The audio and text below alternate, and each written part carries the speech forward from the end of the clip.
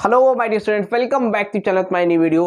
तो ऐसे बहुत से स्टूडेंट्स थे जिन्होंने रिक्वेस्ट की थी कि सर क्लास 11th के भी इंपॉर्टेंट टॉपिक्स बता दिए, इंपॉर्टेंट क्वेश्चंस बता दिए। तो बेटा एक चीज़ आपको ऑनेस्टी से बताऊं कि क्लास 11th में अलग अलग स्कूल्स होते हैं और अलग अलग टीचर्स होते हैं, अलग अलग सिलेबस होता है, तो उसमें इंपॉर्टेंट बताना इतना इजी नहीं हो पाता है।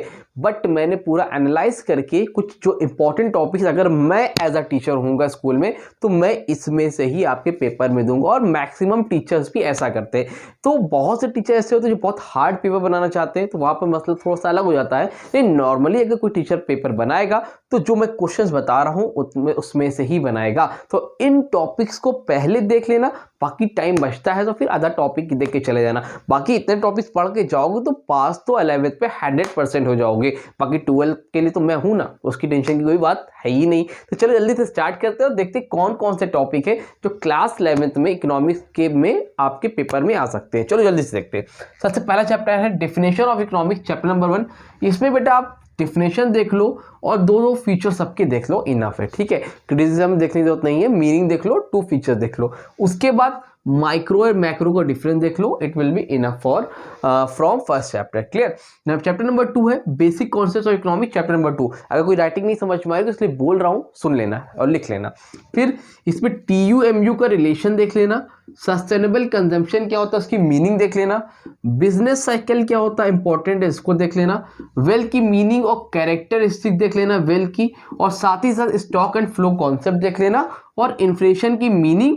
उसके साथ ही साथ होता है आपका डिमांड पुल इन्फ्लेशन, लिख दे रहा हूं, और कॉस्ट पुश इन्फ्लेशन। इतना टॉपिक जरूर से पेपर के लिए देख लेना। ठीक है, चैप्टर 2 से बस। चैप्टर नंबर 3 है basic problem of an economy. इसमें से एक इंपॉर्टेंट टॉपिक है बहुत ज्यादा, जो कि है PPC कर्व, और अक्सर पेपर में आता है। और दूसरा है central problem of an economy, यानी कि what to produce, how to produce and for whom to produce. तो ये भी देख के जाओगे आप लोग। तो PPC कर्व, और ये मेरे अंदर से फीलिंग आ रही है कि इंपॉर्टेंट आएगा भाई। मैंने पेपर में, अगर मैं अपने स्कूल में पढ़ाता हूँ तो मैंने तो ये टॉपिक दे रखी है। ठीक है, PPC कर्व वगैरह, तो आप लोगों के स्कूल में भी अगर आए तो आप लोग देख लेना। उसके बाद बात करते हैं chapter number 4। Chapter number 4 types of economy chapter का नाम है, जिसमें आप लोग क्या पढ़ना है, कैपिटलिस्ट इकोनॉमी, सोशलिस्ट और मिक्स, तीनों की मीनिंग जान लो, तीनों के 2 फीचर्स देख लो, दो मेरिट्स देख लो, दो डिमेरिट्स देख लो, और डिफरेंस जरूर से देख लेना इनके बीच में। It will be enough for this chapter. Okay, chapter number 5 है मीनिंग ऑफ प्राइस मैकेनिज्म और इट फंक्शंस, और उसके 5 फंक्शन आप देख के जाना कम से कम।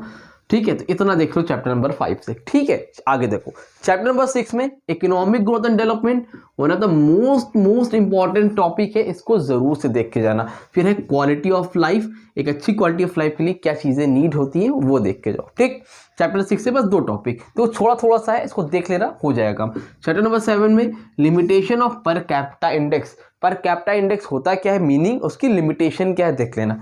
ह्यूमन डेवलपमेंट इंडेक्स क्या होता है, इसकी मीनिंग, और इसके and construction of human development index, ये देख के जाना। ठीक है, इंपॉर्टेंट टॉपिक है। क्लियर, थोड़ा टॉपिक है, अगर आप रात भर में ही पढ़ोगे तो हो जाएगा। कहाँ से पढ़ना है, डिस्क्रिप्शन में प्लेलिस्ट है, पूरा का पूरा सिलेबस अपलोडेड है। 2 चैप्टर नहीं अपलोडेड है, 11 एंड 13, बाकी पूरा अपलोडेड है, वहां से देख लेना। ठीक, chapter number 8 meaning and need for sustainable development. तो सस्टेनेबल डेवलपमेंट की मीनिंग और नीड पढ़ के जाना है। फिर स्ट्रेटजी फॉर सस्टेनेबल डेवलपमेंट, इसको भी पढ़ के जाना है।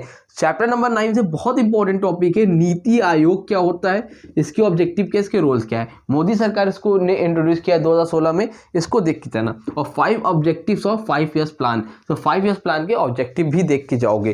चैप्टर नंबर 10 में मीनिंग ऑफ डिसइन्वेस्टमेंट, बहुत इंपॉर्टेंट टॉपिक, इन्वेस्टमेंट डिसइन्वेस्टमेंट की मीनिंग क्या होती है, और meaning and features of LPG। LPG की मतलब LPG नहीं, L से लिबरलाइजेशन, P से प्राइवेटाइजेशन, G से ग्लोबलाइजेशन, तो तीनों की मीनिंग और तीनों के एटलीस्ट मिनिमम 3 फीचर्स तो जरूर से देख लेना। तो ये टॉपिक हो गए आपके चैप्टर 1 से लेके चैप्टर 10 तक। तो इसको नोट कर लो, स्क्रीनशॉट ले लो, फिर चैप्टर 11 से लेके 15 तक भी आपको बताता हूँ, जल्दी से स्क्रीनशॉट लो।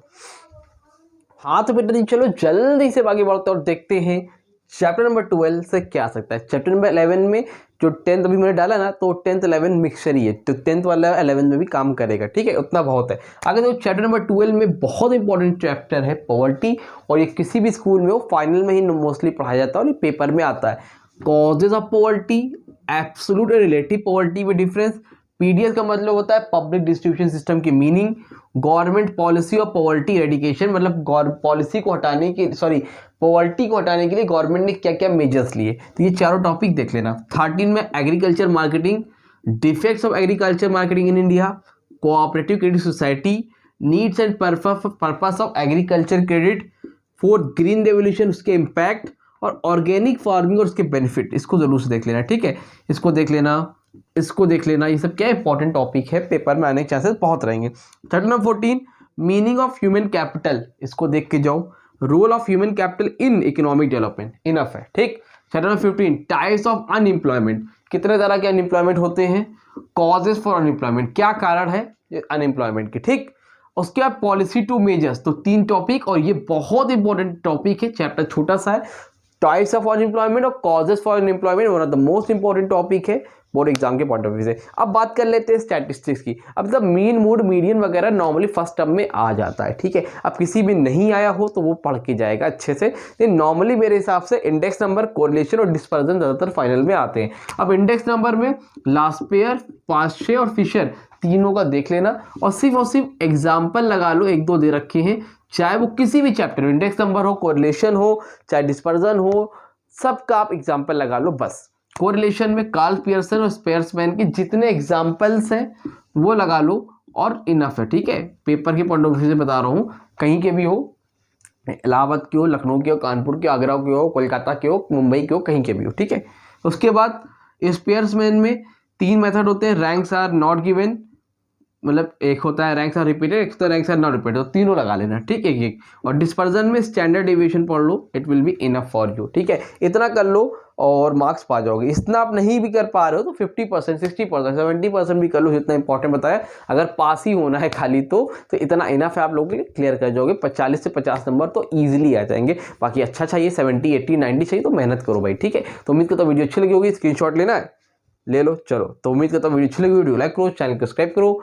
अभी ये अकाउंट्स और कॉमर्स का भी इंपॉर्टेंट डाल दे रहा हूँ ताकि आप लोग अच्छे से कर सको, 12th में अच्छे से पढ़ाई अपनी स्टार्ट कर सको। चलो मिलते हैं नए वीडियो में, और अपने फ्रेंड्स वगैरह को शेयर कर दो भाई, उनकी भी हेल्प करनी है, ठीक है। तब तक के लिए थैंक यू सो मच।